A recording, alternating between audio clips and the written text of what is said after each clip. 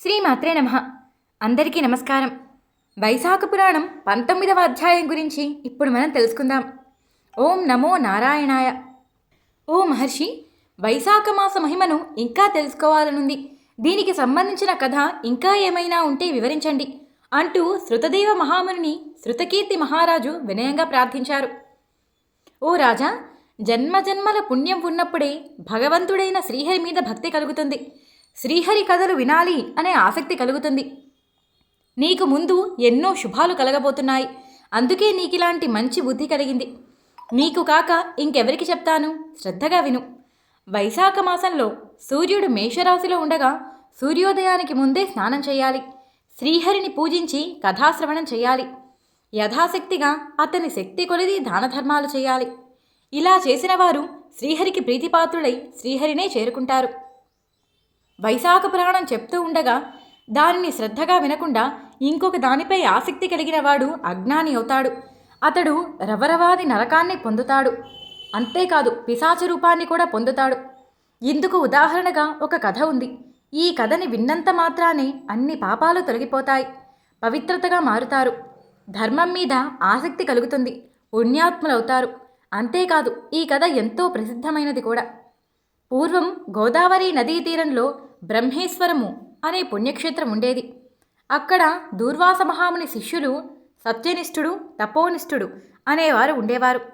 వాళ్ళిద్దరూ కూడా మహాజ్ఞానులు, సర్వసంగ పరిత్యాగులు, ఉపనిషత్తులని చక్కగా చదివినవారు. వారు భిక్షాన్నాన్ని మాత్రమే తిని జీవించేవారు. ఎంతో జ్ఞానాన్ని సంపాదించుకున్నారు. ఎంతో పుణ్యవంతులు కూడా. వారు అక్కడ భృగుప్రస్రవణము అనే నదికి దగ్గరలో ఉండేవారు. అందులో సత్యనిష్ఠుడికి శ్రీహరి మీద ఎంతో భక్తి ఉంది. శ్రీహరి కథలంటే ఎంతో ఇష్టం. అవి చెప్పేవారు ఉంటే నిరంతరం కథలు వింటూనే ఉంటాడు. చెప్పేవారు ఎవరూ కనిపించకపోతే తానే మననం చేసుకుంటూ ఉంటాడు. వినేవారు కనిపిస్తే రోజు మొత్తం ఆ కథలు చెప్పడంలోనే నిమగ్నమైపోతాడు. ఇక ఏ పని మీద అతనికి ఆసక్తి ఉండదు. శ్రీహరి కథలు వినటం మొదలు పెడితే అందులో తన్మయత్వంగా మునిగిపోతాడు. రాత్రింబగళ్ళు చెప్పేవారు కనిపిస్తే వింటూనే ఉండేవాడు. శ్రీహరి కథలని మించినది తప్ప మరొకటి ఈ ప్రపంచంలో లేదని నమ్మేవాడు. అతడికి సంసార జీవితం మీద ఎటువంటి ఆశ లేకుండా అతడు నిశ్చింతగా శ్రీహరి మీదే భక్తితో ఉండేవాడు. ఎవరైనా రోగంతో బాధపడేవారిని చూస్తే వారి దగ్గరకు వెళ్ళి శ్రీహరి కథను వినిపించి శ్రవణానందం కలిగించేవాడు. ఎవ్వరూ లేనప్పుడు తనలో తానే మననం చేసుకుండేవాడు. వినేవారు ఉంటే అహోరాత్రులు చెప్తూనే ఉండేవాడు. ఇలా నిరంతరం శ్రీహరి కథల మీద ఎంతో ఆసక్తి కలిగి ఉండేవాడు. శ్రీహరి కథలని వినటం వల్ల మనసులో చిత్తశుద్ధి కలుగుతుంది, విష్ణుభక్తి పెరుగుతుంది, శ్రీమన్నారాయణుడిపై ఆసక్తి కలుగుతుంది. మంచివారితో స్నేహం చేయటం వల్ల మంచి ఆలోచనలు పెరుగుతాయి. నిరంతరము మంచి గుణం కలిగి ఉండటం వల్ల పరబ్రహ్మతత్వము అర్థమవుతుంది. కానీ జ్ఞానం లేనివాడు ఇవి ఎలా చేయగలుగుతాడు? దుష్టుడు అతడు చేసే పనులనే చేస్తాడు తప్ప జ్ఞానాన్ని ఎలా సంపాదించుకుంటాడు? గుడ్డివాడి ముందు అద్దాన్ని తీసుకొచ్చి చూపించడం వల్ల ప్రయోజనం ఉంటుందా? కాబట్టి అన్నిటికన్నా ముందు చిత్తశుద్ధిని సంపాదించుకోవాలి. తదేక దీక్షతో శ్రీమన్నారాయణుడి మీద ఆసక్తిని కలిగించుకోవాలి. అందువల్ల జ్ఞానం కలుగుతుంది. దాని తర్వాత ధ్యానం నిలుస్తుంది. చేసిన ధ్యానానికి సార్థకం మిగులుతుంది. ఎన్నోసార్లు విష్ణుకథా శ్రవణం చేయాలి, ధ్యానం చేయాలి, మననం చేసుకోవాలి. ఇవి చాలా అవసరమైన పనులు. శ్రీహరి కథలు వినపడిన చోట, గంగా తీరం లేని చోట, శ్రీహరి ఆలయం కానీ తులసీవనం కానీ కనిపించని చోట మరణించినవాడు తామసము అనే నరకంలో పడి ఎన్నో వేల సంవత్సరాలు అక్కడే కొట్టుకుంటాడు. ఆ తర్వాత మళ్ళీ కుక్కగా భూమి మీద జన్మిస్తాడు. ఇలా ఈ విషయాలన్నీ తెలుసుకున్న సత్యనిష్ఠుడు శ్రీహరి కథాశ్రవణంలోనే ఎప్పుడూ కాలక్షేపం చేస్తూ భక్తిలో మునిగిపోయేవాడు. ఇంకొకడు తపోనిష్ఠుడు. ఇతనికి పూజ చేయడం అంటే ఇష్టం, కర్మలని ఆచరించడం అంటే చాలా ఇష్టం. ఆచారాలను బట్టి పూజ చేస్తూ ఉండేవాడు. ఇతడు ఎప్పుడూ కూడా ఇదే పనిలో ఉండేవాడు. శ్రీహరి కథలను చెప్పటం కానీ వినటం కానీ చేసేవాడు కాదు. ఎవరైనా చెప్తున్నా అతడి పనులకు ఆలస్యం కలుగుతుందని అక్కడి నుంచి వెళ్ళిపోయేవాడు. శ్రీహరి కథాశ్రవణం ఏ రోజు చేసి ఎరగడు. పూజ ఇవి మాత్రమే చేసేవాడు. పూజ కర్మలు ఇవి మాత్రమే నిరంతరం ఆచరించేవాడు. అతనితో ఉన్న మిగతా వాళ్ళందరూ కూడా అతడు చేసినట్టే చేసేవారు. ఎవ్వరూ కూడా పూజ కానీ పునస్కారం కానీ తప్ప శ్రీహరి కథను ఎవ్వరూ ఎప్పుడూ వినలేదు. శ్రీహరి కథ వినాలి అనే ఆలోచనే వారికి ఎప్పుడూ కలగలేదు. ఇలా ఈ అహంకారంతో చాలా కాలం గడిచిపోయింది. అతడు పూజ మాత్రమే చేసేవాడు.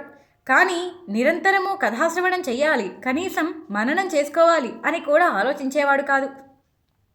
ఇలా చాలా కాలం గడిచాక అతడు చనిపోయాడు. శ్రీహరి కథను వినకపోవటం వల్ల చెబుతున్నా నిర్లక్ష్యం చేసిన దానికి పాపంగా అతడికి పిశాచ రూపం వచ్చింది.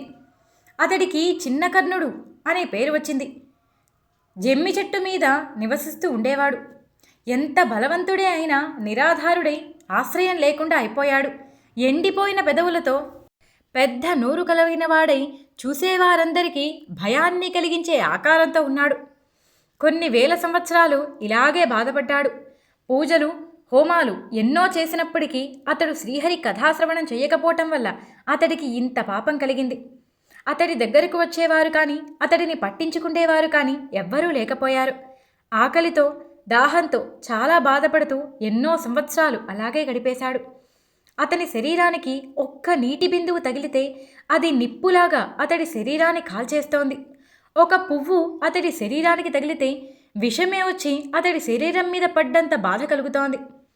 ఈ విధంగా కర్మనిష్ఠుడి జీవితం చాలా బాధగా మారిపోయింది. అతడు ఎంతో బాధపడుతూ ఆ అడవిలోనే తిరుగుతున్నాడు. అనుకోకుండా ఒకరోజు సత్యనిష్ఠుడు పనిపై పైఠినపురానికి వెళుతూ ఉన్నాడు. ఆ ప్రాంతానికి వచ్చాడు. అక్కడ ఎన్నో బాధలు అనుభవిస్తున్న చిన్న కర్ణుడిని చూశాడు. చిన్న కర్ణుడు కూడా సత్యనిష్ఠుడిని చూసిన వెంటనే అతడి పాదాలపై పడ్డాడు. నన్ను రక్షించు అంటూ ప్రార్థించారు. వెంటనే సత్యనిష్ఠుడు, ఓయి, ఎవరు నువ్వు? ఎందుకింత బాధపడుతున్నావు? నీ బాధకి కారణమేంటి అని ప్రశ్నించాడు. నేను కర్మనిష్ఠుడు అనేవాడిని, దూర్వాస మహాముని శిష్యుణ్ణి. నేను ఎప్పుడూ శ్రీహరి కథాశ్రవణం చేయలేదు. పూజలు పునస్కారాలు వీటి మీదే పనులన్నిటినీ గడిపాను. నేను ఎప్పుడూ నిరంతరం ఏదో ఒక పని చేయటంలోనే ధ్యాస పెట్టాను. కానీ శ్రీహరి కథాశ్రవణం ఎవరైనా చెప్తున్నా నిర్లక్ష్యం చేశాను. నేనెవరికీ చెప్పలేదు. దానివల్లే ఇంతటి కర్మ నాకు కలిగింది. ఇంతటి పాపాన్ని మూటగట్టుకున్నవాణ్ణయ్యాను. నా అదృష్టం కొద్దీ మీరు నాకు కనిపించారు. దయచేసి నన్ను రక్షించండి, ఈ జన్మ నుంచి విముక్తి కలిగించండి అంటూ పాదాలపై పడి బోరున విలపించాడు. సత్యనిష్ఠునికి అతన్ని చూడగానే జాలి కలిగింది. 2 ఘడియల పాటు అతడు వైశాఖ పురాణాన్ని విన్న ఫలితాన్ని అతనికి ధారపోశాడు. అలా ధారపోసిన వెంటనే అతడి పిశాచ రూపం తొలగిపోయింది. వెంటనే అందమైన శరీరం వచ్చింది. ఆ శరీరం కాంతులతో వెలిగిపోతోంది. దీన్ని చూసి అతడికి కృతజ్ఞత వినిపించాడు. ఇంతలో శ్రీహరి అతని కోసం ఒక విమానాన్ని పంపించారు. ఇది చూసిన కర్మనిష్ఠుడు చాలా సంతోషించాడు. వెంటనే అక్కడి నుంచి నమస్కరించి సత్యనిష్ఠుడి అనుమతి తీసుకొని శ్రీహరి పంపిన విమానంలో అక్కడి నుంచి బయలుదేరి వైకుంఠాన్ని చేరుకున్నాడు. సత్యనిష్ఠుడు వైశాఖమాస మహత్యానికి మహిమకు చాలా ఆశ్చర్యపడుతూ పైఠినపురానికి వెళ్ళిపోయాడు. శృతకీర్తి మహారాజా, ఈ విషయంలో తెలుసుకోవాల్సింది ఏంటంటే, శ్రీహరి కథలు ఎక్కడైతే చెప్తున్నారో, ఎవరు శ్రద్ధగా వింటున్నారో, ఎవరు మనసులో మననం చేసుకుంటున్నారో ఆ ప్రదేశంలో గంగానది కంటే పవిత్రమైన ప్రదేశంగా మారుతుంది.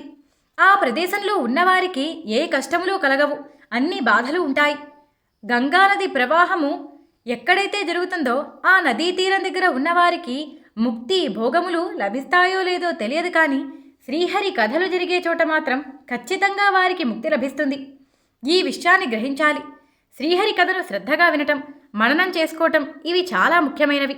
ఇవి చెయ్యటం వల్ల ఎంతో మంచి జరుగుతుంది. పాపాలు తీరిపోవడమే కాదు, కోరికలు తీరతాయి. అంతేకాకుండా ముక్తి కూడా లభిస్తుంది అని శృతదేవ మహర్షుల వారు శృతకీర్తి మహారాజుకి భగవంతుని తత్వాన్ని వివరించారు. ఈ విషయాన్ని నారద మహర్షుల వారు అంబరీష మహారాజుకి వినిపించారు. ఇక్కడితో వైశాఖ పురాణం 19వ అధ్యాయం సంపూర్ణం. 20వ అధ్యాయంతో మళ్ళీ కలుసుకుందాం. నేను చెప్పిన తీరు మీకు నచ్చినట్టయితే వీడియోకి ఒక లైక్ చేయండి. మన ఛానల్ని చూడటం ఇదే ఫస్ట్ టైం అయితే సబ్స్క్రైబ్ చేసుకోండి. పక్కనే ఉన్న బెల్ సింబల్ని ఆన్ చేసుకోవడం మర్చిపోకండి.